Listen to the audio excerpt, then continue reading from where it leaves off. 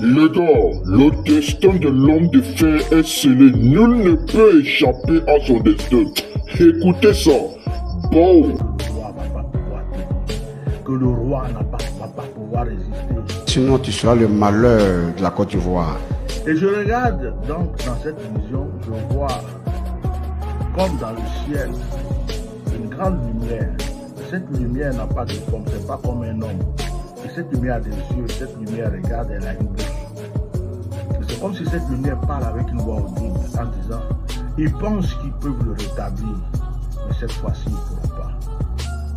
Et j'entends à côté une personne qui dit, mais de la part de plusieurs autres personnes, pourquoi il ne meurt pas? Et puis on va être tranquille.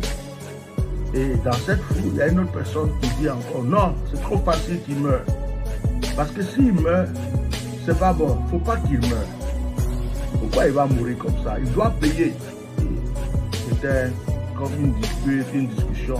Dans le dos, il n'a qu'à mourir, d'autres disent pourquoi il va mourir. Et c'est comme si cette lumière qui parlait, cette voix qui dit, non, il ne va pas mourir aussi facilement. Et d'un coup, je vois ce roi, ce gros barbare comme un arbre paralysé. Mais paralysé d'un côté. Vous savez, les gens qui sont infimes, je ne sais pas si c'est l'AVC ou quoi, ils ont du mal à marcher, ils ont du mal à ouvrir leur bouche. D'autres même, souvent on voit que leur bouche tord, des trucs comme ça. Ce roi est en train de baver, paralysé. Et il y avait une panique dans le palais. Et je vois sous le pouce, je vois les gens qui disent, mais comment on va faire? Comment on va faire? Avec, dans ces temps-ci, si les gens savent ça, si nos ennemis savent ça, on est foutus. Comment on va faire? Une panique. Et donc ils se mettent à la réunion et ils disent, comme les gens ne savent pas, ils ne savent pas que c'est comme ça, cachons-le. Si on arrive à le rétablir de temps en temps, on le présente comme ça, on montre ses anciennes images aux gens. Mais cachons-le.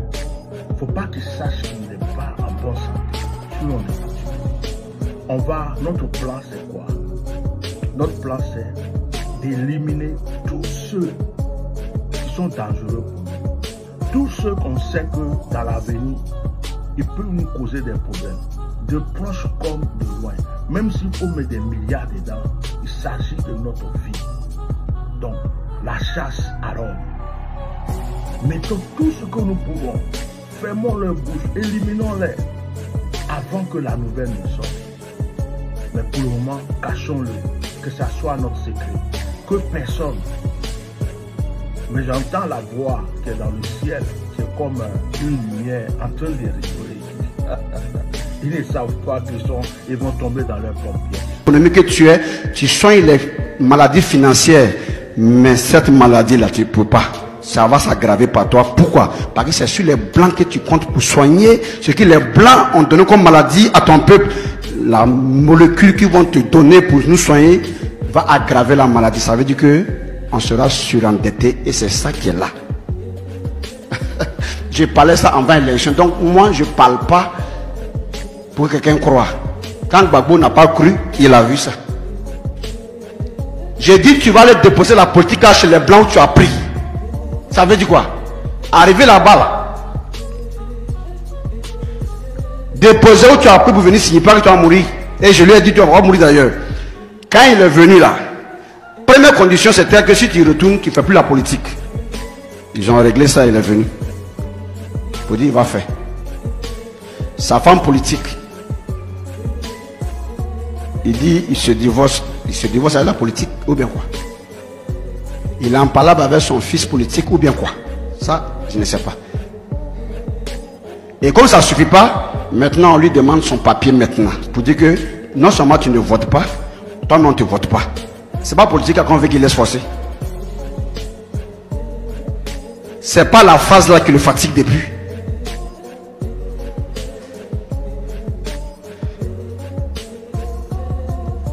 Et Ouattara, j'ai dit de ne pas essayer. Que s'il a essayé de prendre le pouvoir, de s'asseoir sur le trône là, il sera le malheur de la Côte d'Ivoire. Ainsi parle Zungrana, direct. Il a essayé de s'asseoir. Bonjour. Donc on regarde la suite du film.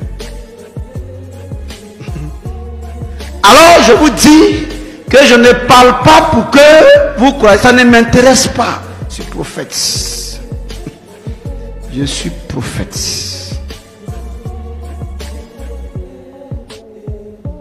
Je suis prophète. Je dis que selon Dieu, celui qui fait désormais, c'est toi petit, celui qui vient dans la main de Dieu désormais et qui sait que son cœur, parce que tu te connais, ce que Dieu donne comme loi par la bouche de son serviteur dans son message, dans la parole là, quand tu sais que ton cœur ne peut pas accepter de respecter, parce que toi ça ne t'arrange pas par rapport aux envies, aux passions de ta chair, aux désirs de ta chair, va faire fétiche. Moi je te dis ça, va faire fétiche, mais fétiche là aussi, attends-moi là-bas quand on arrive. Hey, Côte d'Ivoire. Attendez un peu seulement, c'est déjà arrivé, un peu seulement. Vous allez féliciter Dieu avant de mourir. Attendez un peu seulement, un peu seulement, un peu. Ce dont on parlait depuis des années est déjà arrivé, un peu seulement. Ne cherche même pas à te forcer pour dire que c'est que je vais voir d'abord, puis même après, tu vas même pas voir ça, tu vas quitter. Mais tu vas voir ça d'une autre manière. Des partis politiques qui ont été exclus, vous dépassez des exclus aux élections dans la rue pour aller prier pour que la paix vienne. À que vous voulez la vérité.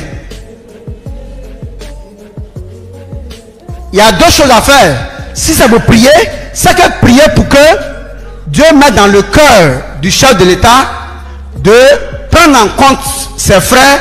Et puis si on fait la politique, que la politique ne soit pas pour exclure, mais que la politique soit de façon à ce que tu t'arranges pour gagner. Là c'est votre politique là-bas. Mais là en ce moment on sait que tout le monde a compétit, mais sauf que la tactique de chacun n'a pas pu lui permettre, n'est-ce pas, d'accéder. Là c'est votre politique maintenant. Mais la politique qui consiste à exclure là, ce n'est pas la bonne. Quand on recherche la paix quoi. Parce qu'on ne vient pas pour être le président d'une partie de la population. On vient pour être le président de toute la nation. Or s'il y a des frustrés pendant qu'on va se faire élire, c'est sûr que quand on sera président d'un seul groupe de personnes. Ça c'est pas la vérité. Le RHDP doit comprendre que les autres partis politiques sont libres de participer aux élections comme eux en vue de la paix dans le pays. Le RHDP, quoique il soit le rassemblement des oufouettistes, donc des représentants d'Oufouet, mais de base, ils sont des partis politiques qui viennent de l'opposition au pouvoir. Hein? De base, le RHDP, quoique ce sont des oufouettistes qui représentent le président Félix Houphouët, mais ils viennent de l'opposition. Or, qui parle de l'opposition parle d'un parti politique. Et qui parle de parti politique parle du multipartisme. Donc le multipartisme signifie plusieurs partis qui s'affrontent pour que un s'asseye sur le fauteuil présidentiel. Mais le multipartisme là a un père. Et le père du multipartisme, c'est l'ex-président Laurent Gbagbo.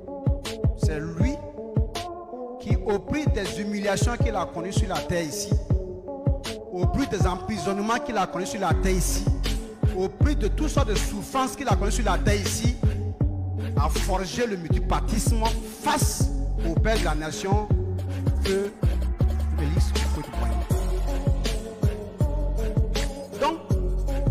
l'ex-président Gbagbo Laurent n'est pas arrivé à faire venir le multipartisme qui fait profiter aujourd'hui au RHDP, bien sûr.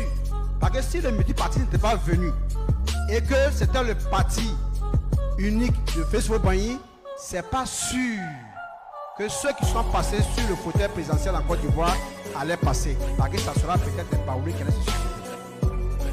Venant d'ailleurs de la famille de Foucault, peut-être. Donc si chaque personne arrive de partout et parvient à s'asseoir sur le fauteuil présidentiel, quelque part, ils doivent la louange à l'ex-président Gbagbo Laurent. C'est lui qui, pour la première fois, a fait face aux vieux.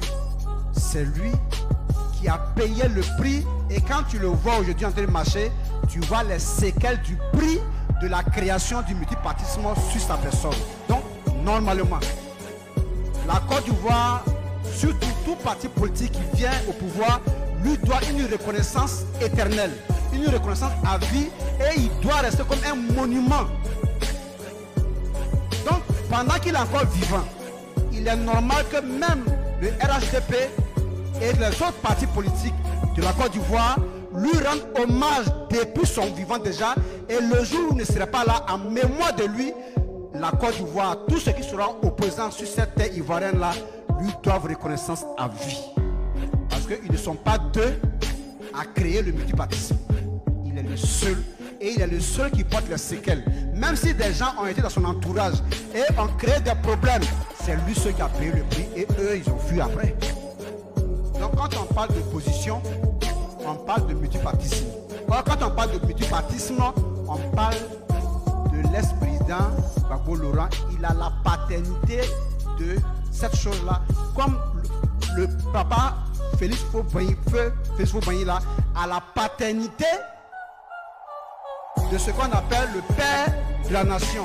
Mais quand on dit multipartisme, quand on dit parti politique là, c'est le président, ex-président Laurent Gbagbo qui a la paternité. Donc du coup, tous ceux qui émanent d'une opposition quelconque lui doivent respect. Et il ne faut pas attendre qu'un jour Dieu rappelle à lui l'ex-président Laurent Gbagbo pour que maintenant des gens viennent avec les lunettes noires dans le funérail pour dire c'est un grand homme. C'est grâce à lui aujourd'hui que le multipartisme a existé. C'est un battant, c'est quelqu'un qui s'est toujours battu. Et vraiment, même avant sa mort, on a remarqué même des séquelles de la souffrance qu'il a connue pour l'existence, n'est-ce pas, de ce multipartisme-là qui aujourd'hui nous a permis d'être au pouvoir. Je ne veux pas que ces phrases-là inutiles soient dites demain, que cela soit dit devant lui, mais pas devant lui. Il faut dire que la paix, ce n'est pas de dire ni de prier, mais la paix, c'est de se comporter en fonction. Donc, si il y a des ouvretistes, c'est des gens qui sont condamnés à rechercher la paix à travers l'attitude qu'ils vont se donner. Je vous avais dit que tout va se passer avant 2026. Et ceux-là qui continuent encore à faire ce qu'on appelle le blasphème, vous allez voir quelque chose qui va se concrétiser. Ça va sortir dans d'eau.